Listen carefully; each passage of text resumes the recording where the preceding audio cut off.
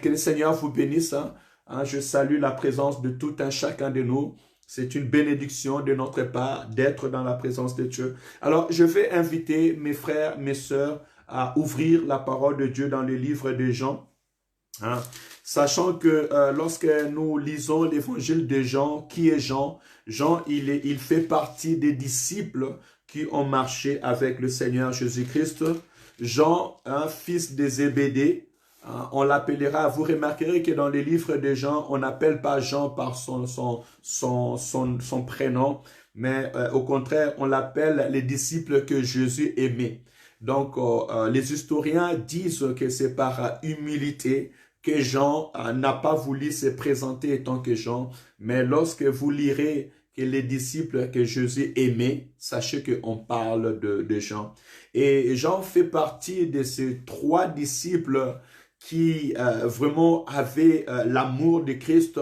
Ce sont parmi les trois disciples que Jésus-Christ comptait beaucoup, et vous verrez que lorsque Jésus-Christ montait pour aller prier, il prenait Pierre et les fils de Zébédée, donc parmi Jean et Jacques. Quand on parle de fils de Zébédée, on a Jacques, on a Jean, et aussi nous avons Pierre. Et vous verrez même que dans un temps, le temps de l'apôtre Paul, Jean, c'était parmi des piliers de l'église de Jérusalem. Lorsqu'on allait chercher à comprendre, aller dans l'église de Jérusalem, vous croisez Pierre, vous croisez Jean et les autres. Et Jean a fait un ministère qui est béni. Jean a fini sa vie dans la prison, à l'île de Patmos. C'est là où il a reçu la révélation il a reçu la révélation de l'Apocalypse, sachant que Jean a écrit aussi les épîtres. Donc, nous irons encore un peu plus loin pour avoir tout ce qui est de livre de Jean. Je sais qu'il y a d'autres disciples qui sont partis aussi en Afrique. Ils étaient vers la Tunisie, au Carthage, Alexandrie.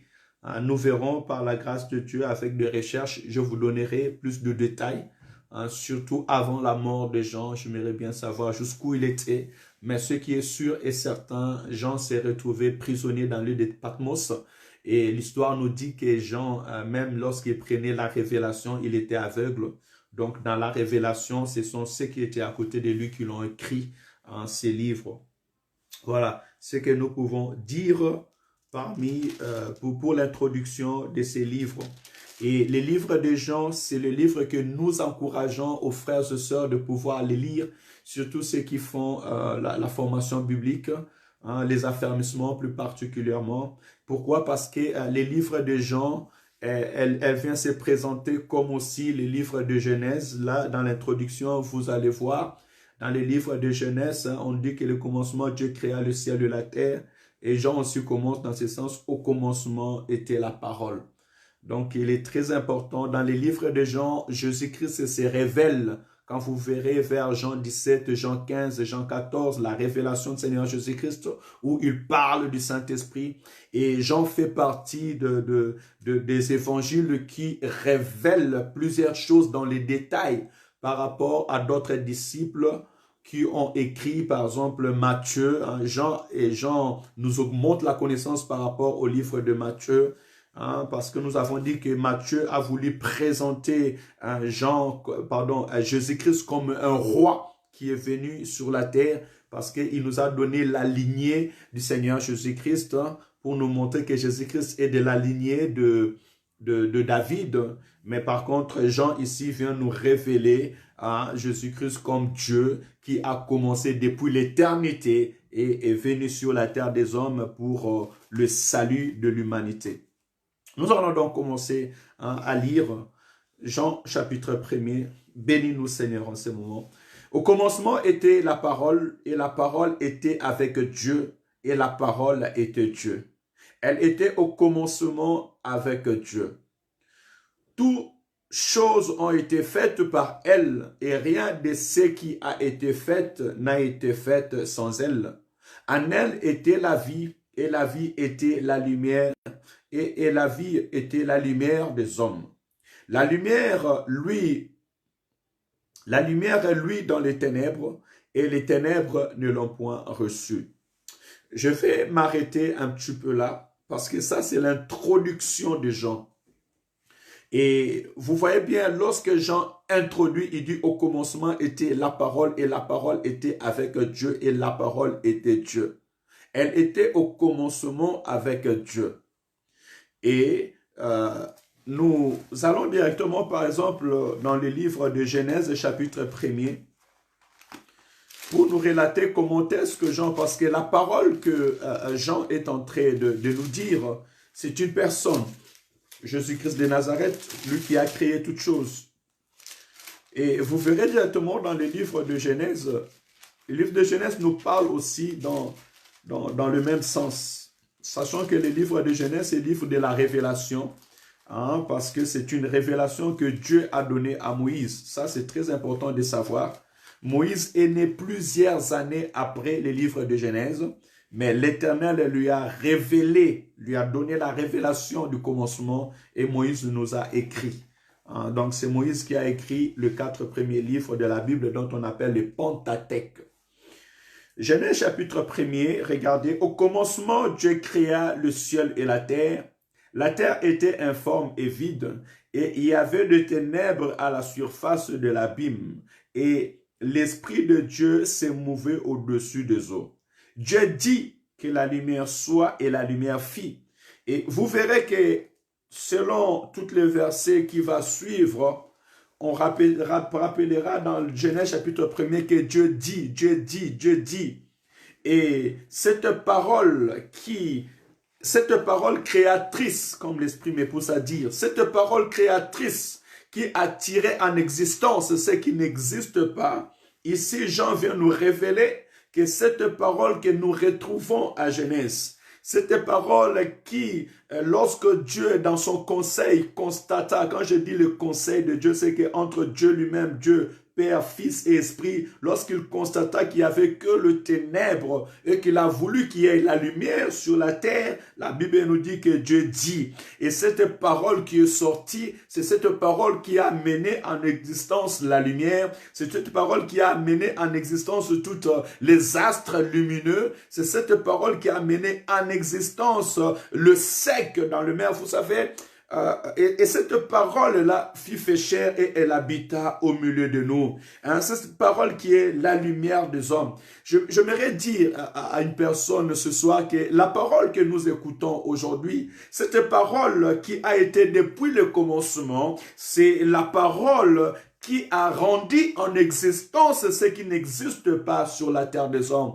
Voilà pourquoi nous sommes bénis, serviteurs, servantes de Dieu. Nous sommes bénis, nous qui écoutons la parole de Dieu. Nous sommes bénis, nous qui avons la grâce d'écouter cette parole qui a commencé depuis le commencement. La parole de Dieu faite chair au nom de Seigneur Jésus-Christ, ou bien qui est Jésus-Christ de Nazareth. Et en les lisant petit à petit, nous comprendrons pourquoi Jean est en train de nous dire comme ça. Mais dès l'entrée, dès l'introduction, la pensée de Jean en nous présentant la parole de Dieu, il était en train de nous présenter Jésus-Christ de Nazareth pour nous dire que cet homme que nous avons vu, cet homme que nous avons écouté, cet homme qui a marché avec nous, il n'était pas comme tous les hommes. Il est celui qui était depuis le commencement. Avant même que l'homme soit créé, la parole de Dieu existait déjà. Jésus-Christ existait déjà. Avant même que, je pourrais dire que le monde soit formé, Jésus-Christ existait déjà. Et il existait déjà en Dieu parce que lui-même était Dieu. Et dans notre temps, il est venu, étant que chair, marcher au milieu de nous pour pouvoir aussi contempler, ou nous faire contempler, je dirais, l'amour de Dieu. Voilà, Jean qui nous dit qu'au commencement Dieu était, au verset 3, il nous dit « Toutes choses ont été faites par elle, et rien de ce qui a été fait n'a été fait sans elle. » Alléluia. Jésus-Christ est aux maîtrises de toutes choses. J'aimerais te rassurer encore ce soir que Jésus-Christ, lui qui est la parole de Dieu, est capable de tout contrôler dans ta vie. Que ce soit ta chair, ton être étant qu'humain, mais aussi ton avenir et tout ce qui peut exister sur ta vie. Parce que celui qui crée, il a le secret de la création. Alléluia. Un inventaire, il écrit, et des fois même les inventaires, ils mettent de labels afin que personne d'autre puisse copier ou bien utiliser ce qu'il a fait. Alléluia. Pourquoi? Parce qu'ils veulent garder ces choses. Et non seulement ça, celui qui crée, il connaît, il peut aller dans les détails, il connaît les fonctionnements de ce qu'il a créé. Voilà pourquoi Jésus-Christ peut guérir toute maladie et toute infirmité. Vous verrez des hommes nés aveugles reprendre la vie. Alléluia. Pourquoi? Parce qu'ils étaient devant son Créateur. Celui qui l'a créé connaît comment est-ce qu'il a créé et ce dont il a besoin. Voilà pourquoi il est celui qui peut changer la vie d'une femme prostituée et lui dit, moi non plus je ne te condamne pas, va et ne pêche plus. Une simple parole va changer l'existence de cette vie. Et cette femme plus tard va venir prendre le parfum le plus cher pour venir mettre sur le Seigneur. Elle devient adoratrice. Alléluia. Écoutez, croyez à la parole de Dieu. Parce que cette parole peut réellement changer la vie d'une personne. La parole de Dieu peut réellement transformer ta vie. Alléluia. Et je peux t'estimer heureux ou heureuse ce soir d'avoir reçu la grâce d'écouter la parole de Dieu. Il est très important d'écouter la parole de Dieu pour la vie d'un homme. Parce que dans la parole de Dieu, nous avons la vie. Dans la parole de Dieu, nous avons la vie. La vie que nous cherchons, nous l'avons dans la parole de l'Éternel Dieu. Et à chaque fois que l'homme écoutera cette parole, cet homme-là est béni. Alléluia. La nature a écouté la voix de son Créateur et la nature a obéi. La Bible nous dit clair et que rien de ce qui existe n'a été fait sans elle. Voilà pourquoi lorsque le Créateur a marché sur les eaux ne pouvaient pas le submerger. Les disciples voyaient un homme venir marcher sur les eaux. Ils tremblèrent. Ils pensaient que c'était un fantôme. Le Créateur leur a dit, rassurez-vous, c'est moi. Ils pouvaient marcher sur les eaux parce que c'est lui qui a créé les eaux. Ils savent, alléluia. Lorsqu'il y a eu la tempête et que les disciples étaient en train de s'agiter, celui qui a créé l'humanité s'éleva et dit, tais-toi. Alléluia, alléluia. Il a dit, tais-toi au vent. Il a dit, tais-toi à la tempête, parce qu'il est le créateur de toutes choses. Il sait que ceux-là peuvent m'écouter. Ils savent que ceux-là peuvent m'obéir. Écoutez, nous avons eu la grâce de découvrir le créateur de l'humanité. Le Créateur, le maître de ce monde, nous avons eu la grâce de le connaître. Et ce maître-là vient se révéler en nous à travers sa parole. Il s'approcha auprès d'un arbre et cet arbre ne porte pas de fruits. Il dit à l'arbre de devenir sec. Et il est parti. Quelques jours plus tard, il reviendra. Et lorsqu'il reviendra, les disciples vont s'étonner de voir que cet arbre devient sec. Alléluia.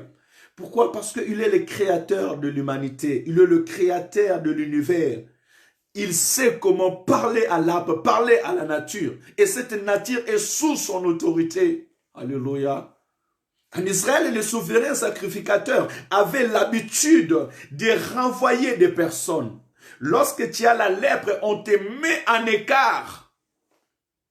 Et un jour, ils venaient et ils ont croisé Jésus sur leur chemin. Ils ont dit, Maître, si tu le veux, que nous soyons purs, que nous soyons guéris. La parole déclare que Christ posa sa main sur eux. Et ils étaient purs. Alléluia. Gloire à Jésus. Il peut guérir ce que les hommes ne peuvent pas guérir. La parole de Dieu peut te guérir au-delà de mes paroles. Moi, je suis tout simplement un canal qui annonce cette parole.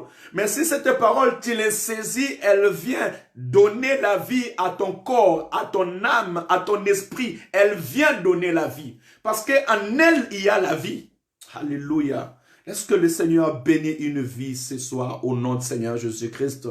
Si tu es malade, au nom de Jésus, sois guéri. Car cette parole dit, vous prierez pour le malade et le malade seront guéris. Alléluia. Si tu es condamné dans un lien quelconque de la famille, laisse que tu sois libéré au nom de Jésus et que les chaînes se brisent. Parce que cette parole dit que l'Esprit de l'Éternel est sur moi et il m'a oint pour rendre libre les captifs, pour annoncer une année de paix et de joie. Alléluia. Est-ce que le Seigneur te bénit ce soir? Que le Seigneur te libère ce soir? Que le Seigneur bénisse ta famille ce soir au nom du Seigneur Jésus-Christ. Ce que tu cherches dans le nom de Jésus, à travers la parole de Dieu, si tu reçois cette parole de vie, l'Éternel qui puisse faire venir en existence ce que tu cherches, que ça devienne palpable au nom du Seigneur Jésus-Christ. Laisse que cette parole qui a créé dans les ténèbres, il a donné la lumière, que cette parole commence à créer dans la vie d'une personne ce soir. Alléluia. Ce qui te manque, parce que le monde dans la création, le monde en général, on dit que le monde était ténébreux. Il n'y avait rien sur la terre, sur la surface de l'abîme. Et si dans ta vie, il y a encore les ténèbres, et ces ténèbres, je vois les vides, laisse que le Seigneur, par la puissance de cette parole que nous avons écoutée, que le Seigneur commence à donner la forme dans ta vie au nom de Jésus. Que le Seigneur commence à restaurer tout ton être dans le nom de Jésus. Que ça soit spirituel, physique, que l'Éternel puisse donner de la forme, de sens dans ta vie au nom de Jésus-Christ. Alléluia. Que tout autour de toi, l'Éternel puisse commencer à changer l'atmosphère, à changer la dimension de ta vie, à te donner ce dont ton cœur désire dans le nom de Jésus. Écoutez, avant que Dieu crée l'homme sur la terre, il a commencé tout d'abord à travailler. Pendant 5 jours, Dieu a travaillé. Il a préparé le terrain, il a préparé les champs, il a préparé la mer, il a préparé le soleil, il a préparé la lune, il a préparé la faune ou les arbres, il a préparé aussi les poissons. L'homme, lorsqu'il a été créé, il a trouvé un jardin préparé pour lui. Et laisse que de la même manière que la parole de Dieu a tout préparé afin que l'homme vit dans l'abondance. Parce que dans le jardin d'Éden, l'homme avait la vie et il était dans l'abondance. Laisse que le même Éternel, notre Dieu, puisse réparer tout autour de toi. Afin que tu puisses vivre dans l'abondance. Et c'est la même personne qui dit que lorsque les voleurs ne viennent que pour voler, égorger et détruire, moi je suis venu afin que mes brebis aient la vie et qu'elles soient dans l'abondance. La parole de Dieu peut tout créer dans ta vie. Aimez la parole de Dieu. Écoutez cette parole créatrice. Il est très important. La Bible dit, pour nous éclairer plus au verset 4, Jean 1, 4, en elle était la vie, et la vie était la lumière des hommes. Alléluia. Au 5, il dit, la lumière, lui, dans les ténèbres, et les ténèbres ne l'ont point reçue. Je vais m'arrêter là un peu ce soir. En elle était la vie. Donc, si je comprends bien, parce qu'en elle était la vie, et cette vie a pu créer et attirer en existence tout ce qui n'existe pas. La puissance de la parole de Dieu, c'est qu'en elle, il y a la vie. Alléluia. Or, là où il y a la vie, il y a la production. Là où il y a la vie, il y a la reproduction. Là où il y a la vie, il y a la multiplication. Alléluia. Alléluia. Voilà pourquoi nous avons intérêt d'écouter la parole de Dieu. Parce que dans la parole de Dieu, il y a la vie. Il n'y a pas la mort, il n'y a pas la sécheresse. Dans la parole de Dieu, il n'y a pas la destruction, mais il y a la vie en elle. Et cette parole nous restaure. Quand les hommes ne peuvent rien nous donner, mais nous savons une chose, lorsque le Seigneur parle, il change de vie. Il donne de l'espoir et de l'espérance. Hier encore, nous avons témoigné hier. Et lorsque le monde ne nous a pas donné l'opportunité d'aller faire de longues études, lorsque le monde nous a laissés comme des orphelins, nous n'avons pas d'autre héritage si ce n'est que l'Éternel notre Dieu. Et quand les grandes personnes qui étaient tout autour de nous commençaient à nous regarder et à vouloir juger selon le temps et les circonstances et regarder notre futur. Ils ne savaient pas que nous avons reçu le meilleur héritage qu'une mère peut donner à un enfant, ce qui est la parole de Dieu. Le plus beau cadeau que j'ai reçu dans ma jeunesse, c'était la parole de Dieu, c'était une Bible. Quand je me séparais avec mes parents à 14, 13 ans et jeune commençais à travailler, j'avais un héritage, ce qui est la parole de Dieu, que je méditais tous les jours, tous les soirs. Or, en elle, il y avait la vie. Et voilà pourquoi en elle, il est écrit qu'il ferait le chemin, même dans le désert, même dans les eaux, il ferait le chemin. Alléluia. Il y a la vie dans ce que nous faisons. Il y a la vie dans ce que nous disons. Et je remettrai encore, je dirais que tout celui qui se conforme à la parole de Dieu, tout celui qui écoute la parole de Dieu et qui le met en pratique, cette personne devient responsable. Cette personne ou cette femme devient responsable. L'Éternel bénit cette personne. Le monde considère cette personne. Voilà pourquoi vous verrez que celui qui brille, il devient même responsable dans sa famille. Même si on ne le calculait pas, un jour on commencera à le calculer. S'il y a un problème, s'il y a un souci dans sa famille, qu'il soit le plus jeune de sa famille, on le cherchera. On cherchera à parler à cette personne. Alléluia. Pourquoi? Parce qu'ils ont vu quelque chose dans la vie de cette personne. Et la chose est devenue visible dans la vie de cette personne parce qu'il a tenu ferme dans la parole de Dieu. Nous allons essayer d'avancer. Au deuxième paragraphe, il y eut un homme envoyé de Dieu. Son nom était Jean. Il vint pour servir de témoignage, de témoin, pour rendre témoignage à la lumière. Afin que tout croit en lui. Il n'était pas la lumière, mais il parut pour rendre témoignage à la lumière. J'attends que quelqu'un me donne l'heure, s'il vous plaît. Donnez-moi l'heure, s'il vous plaît. Dans le premier paragraphe, nous avons vu que Jean nous a montré Jésus-Christ étant la parole de Dieu et étant Dieu, nous montrant la puissance depuis la Genèse avant même que l'homme puisse être créé sur la terre des hommes. Dans quelle dimension la parole pouvait sortir et la parole pouvait se manifester sur la terre des hommes. Ou bien attirer en existence ce qui n'existe pas. Ici, Jean vient nous présenter un autre homme, on appelle aussi Jean. Mais c'est Jean qui nous présente, la Bible nous relate qu'étant Jean-Baptiste. Et Jean nous dit que c'est Jean qui va présenter, il n'était pas à la lumière, mais il était celui qui était venu rendre témoignage à la lumière. Pourquoi il a dit ça? Nous le verrons même dans la lecture. Parce que Jean-Baptiste est celui qui était envoyé parmi les prophètes ou les derniers prophètes qui devaient venir annoncer l'arrivée du Seigneur Jésus-Christ sur la terre. Alléluia. Donc, il devait venir annoncer celui dont l'Écriture a parlé sur la terre des hommes. Ça, c'est très important, que nous puissions aussi le maîtriser. Et Jean avait une mission, et la mission de Jean, nous les verrons ici, quand nous continuerons à faire la lecture de la parole de Dieu. Parce que Jean ne travaillait pas en vain.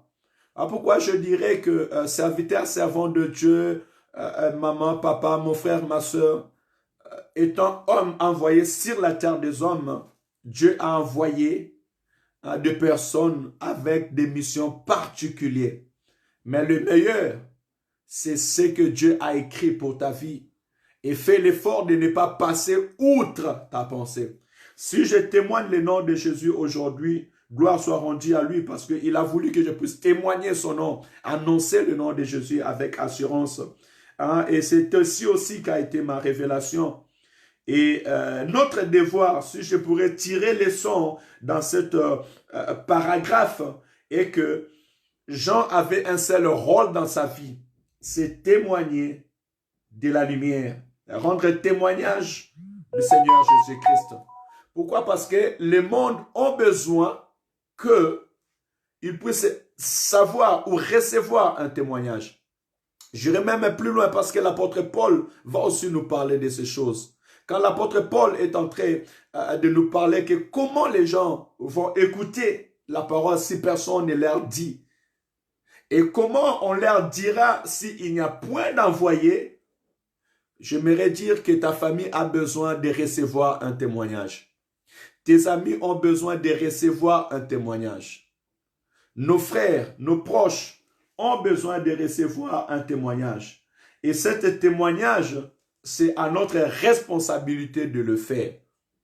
Quand tu as reçu le témoignage de Jésus-Christ, tu deviens en ce moment responsable pour rendre témoignage à Jésus-Christ. Me dit, cette lumière était la vérité, la véritable lumière qui en venant dans le monde éclaire tous les hommes. Elle était dans le monde et le monde a été fait par elle et le monde ne l'a point connue. Elle est venue chez le sien et les siens ne l'ont point reçue. Verset 12.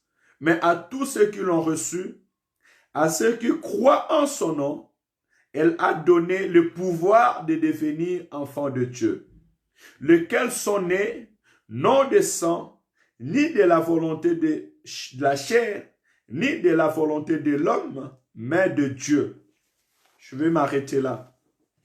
Tout à l'heure, nous avons lu qu'en elle était la vie.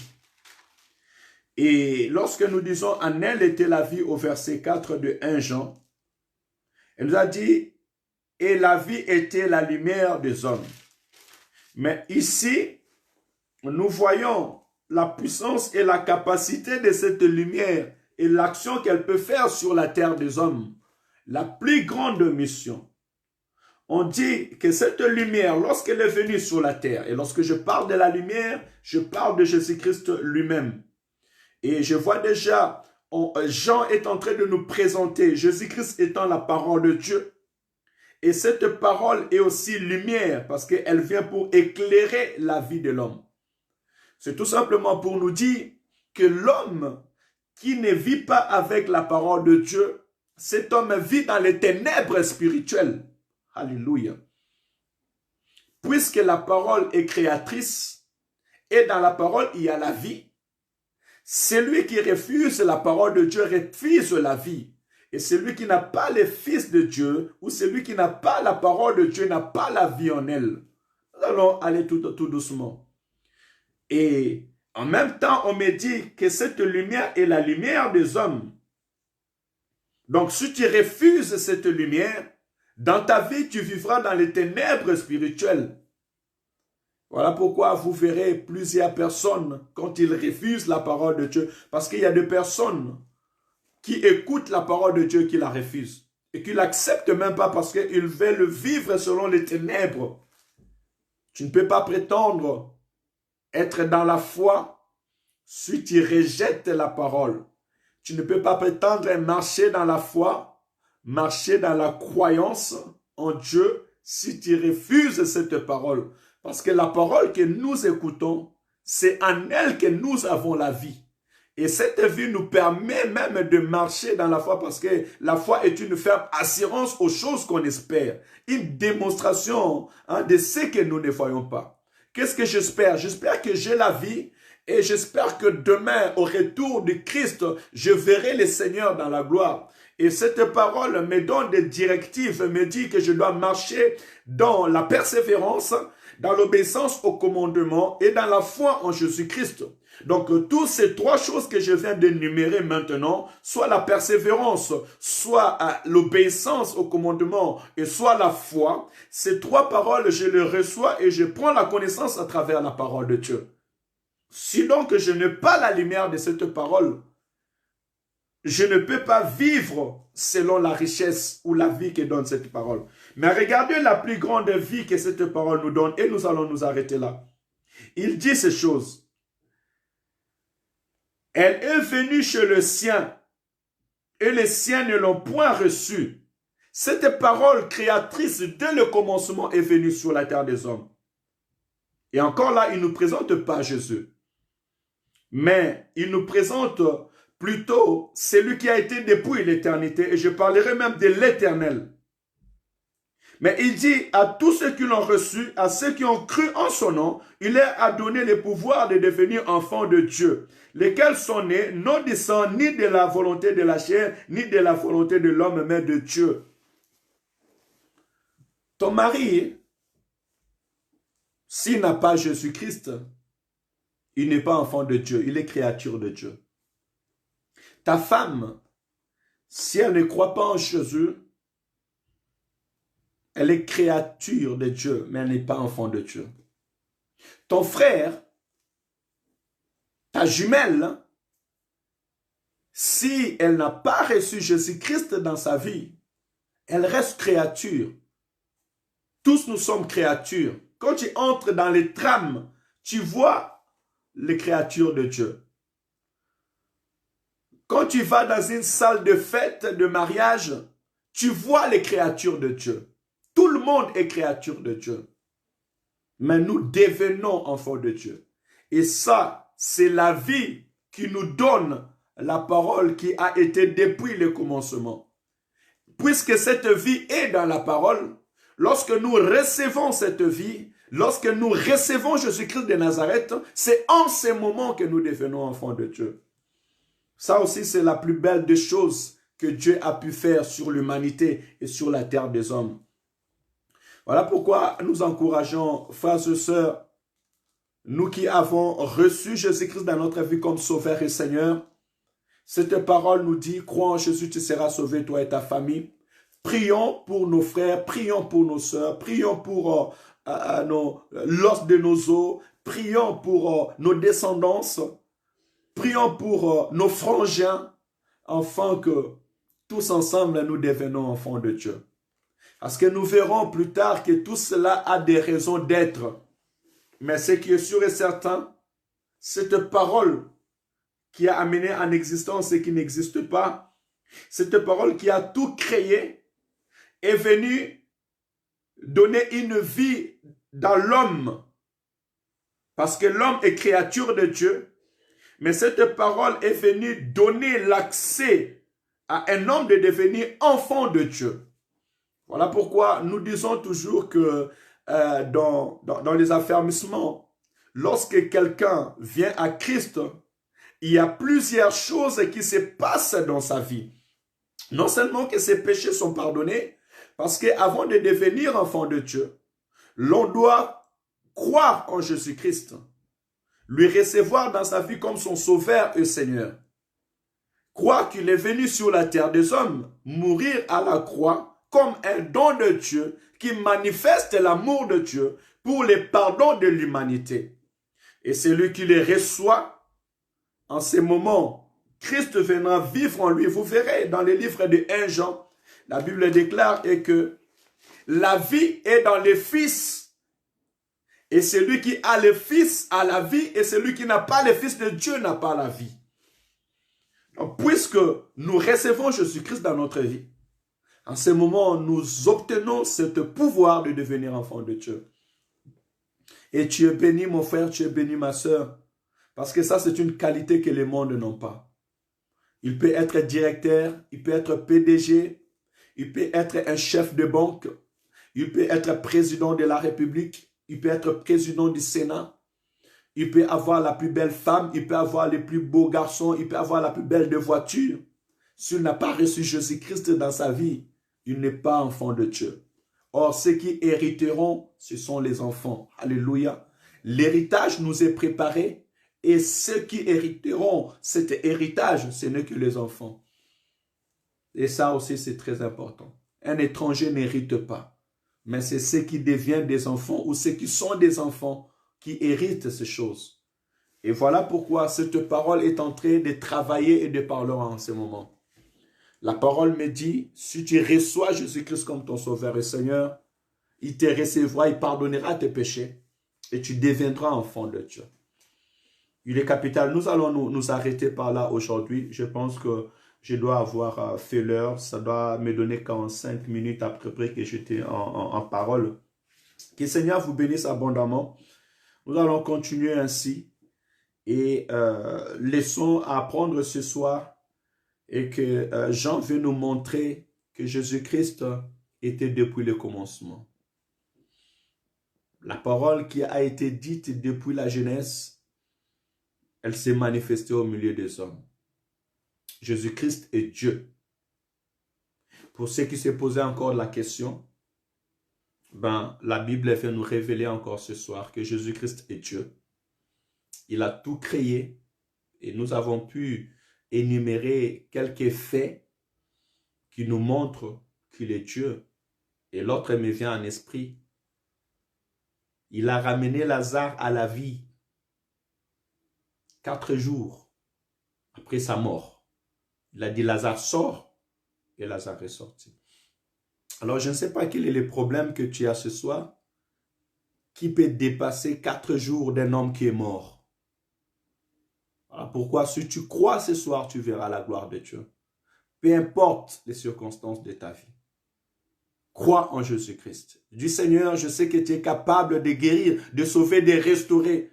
Si tu as pu faire sortir celui qui était dans les tombeaux pendant 4 jours, ma vie peut s'en sortir. Ma maison peut s'en sortir. Ma femme peut s'en sortir. Mes enfants peuvent s'en sortir. Parce que tu es capable. Il n'y a rien qui soit impossible à toi. La parole déclare que rien de ce qui existe n'a été fait sans toi. Alléluia. Gloire à Jésus. Éternel Dieu de gloire, merci pour ta grâce. Merci pour ce temps dont nous pouvons, Père éternel, lire ta parole. Et à travers, Seigneur, l'aide de ton esprit, tu viens encore nous fortifier ce soir. Merci car nous connaissons celui qui a été depuis le commencement. Oui, tu es venu sur la terre des hommes, mais tu étais avant que l'homme soit sur la terre des hommes. Alléluia. C'est toi, Père éternel, qui tu as tout créé avant que l'homme ne soit. Tu as amené en existence ce qui n'existe pas. Merci Seigneur, car tu es la lumière de nos vies, la lumière de nos esprits, tu es la lumière de nos cœurs. Seigneur, tu es la lumière, Père éternel, Seigneur, de ma vie. Je te loue et je t'adore. Seigneur, merci car tu nous as donné la vie. En faisant de nous tes enfants, je te loue car tu as donné la vie à mon frère, tu as donné la vie à ma sœur, en faisant de nous, Seigneur, les enfants de Dieu. Louange et gloire soient rendues à ton nom. Seigneur, bénis, Seigneur, ces moments.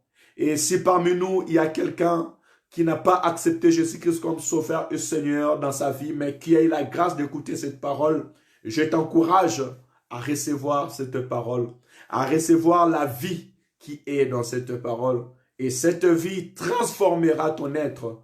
Et tu ne resteras plus à l'état de créature, mais tu deviendras un enfant de Dieu. Celui qui est né en esprit, pour la gloire de l'Éternel. Alléluia. Prions pour cette nuit, que le Seigneur bénisse cette nuit et bénisse la journée de demain pour ceux qui iront au travail, l'état prêt. Alléluia. Éternel, nous te disons merci. L'objectif de la prière ce soir, c'est aussi te rendre des actions de grâce et te recommander notre nuit. Père, protège et garde-nous, Seigneur. Veille sur nos âmes, veille sur ton esprit, Père éternel. Ne permets pas, Père éternel, qu'un esprit puisse jouer à nos esprits saints d'Israël. Ne permets pas, Père éternel, que ni les démons, ni les sorciers puissent utiliser, Seigneur, nos images. Nous te demandons, Père éternel, de nous protéger et de nous garder. Selon qu'il est écrit, l'ange de l'Éternel campe tout autour de tous ceux qui les craignent pour les arracher de danger. Seigneur, viens garder mon frère, garde ma soeur, garde nos maisons. Au nom de Seigneur Jésus-Christ.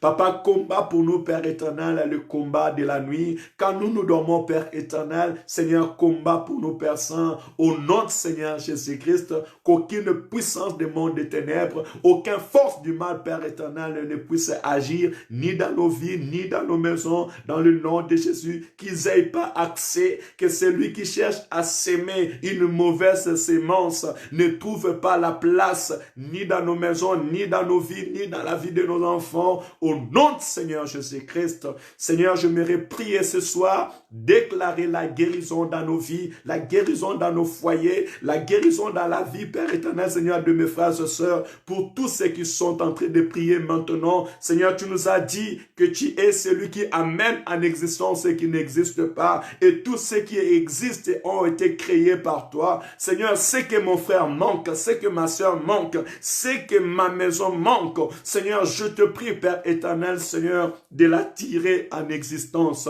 Au nom de Jésus, la guérison, au nom de Jésus, la vie, au nom de Jésus, la stabilité, au nom de Jésus, la paix, au nom de Jésus, la prospérité, au nom de Jésus, la réussite, au nom de Jésus, la régularisation, au nom de Jésus, le mariage, au nom de Jésus, la victoire. Oui, nous les proclamons dans le nom de Jésus. Papa, bénis ce temps, bénis cette nuit, bénis tes serviteurs, bénis tes servantes, bénis ton l'église, Seigneur. Au nom de Jésus, nous avons ainsi prié. Amen, amen. Que le Seigneur vous bénisse. Merci pour notre participation. Que le Seigneur bénisse Noïssa, que le Seigneur bénisse l'évangéliste Emmanuel, que le Seigneur bénisse nos frères et sœurs, Jojo, Papa Zulu, que le Seigneur te bénisse, Arsède, Rabna, Iberkak, Elvina, que le Seigneur vous bénisse, Jean-Luc, et tous ceux qui ont reçu la grâce de nous suivre encore ce soir, Papa Serge, que mon Dieu vous bénisse abondamment. Shalom, shalom. Et nous allons continuer ainsi dans les livres de Jean. Prends le temps de méditer, de réfléchir selon cette parole. Et le plus important, c'est de recevoir la vie et de voir l'importance de ce que Dieu a fait à travers la parole que nous avons reçue. Si nous sommes dans le même pensée que l'Esprit qui a parlé à travers Jean dans l'île de Patmos, nous serons abondamment bénis. Alors je dirais que la vie que Christ a mise sur la terre des hommes soit le partage de toute notre vie. Au nom de Jésus. Shalom, shalom. Que le Seigneur vous bénisse. Bonne nuit et rendez-vous demain, 21 h, au nom du Seigneur.